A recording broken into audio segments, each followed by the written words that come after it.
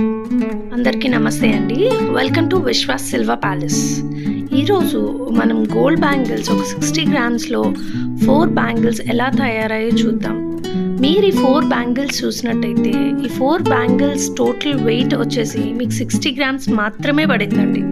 So each bangle wait వచ్చేసి మీకు 15 grams.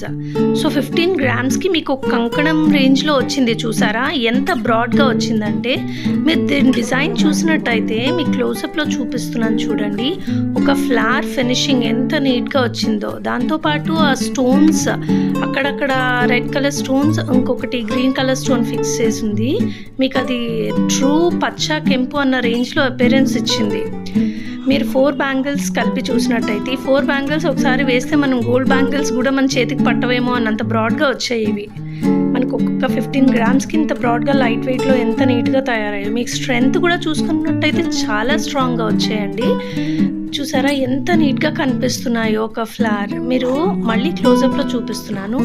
So netted flower అలా వెళ్తే నెట్టెడ్ చూసారా, స్టోన్ చుట్టూ ఎంత నీట్గా ఉన్నాయో. సో మనం ఇలాంటి ఐటమ్ ఏదైనా తయారు చేయాలి అంటే మన ఆ స్టోర్ విజిట్ చేయండి తప్పకుండా.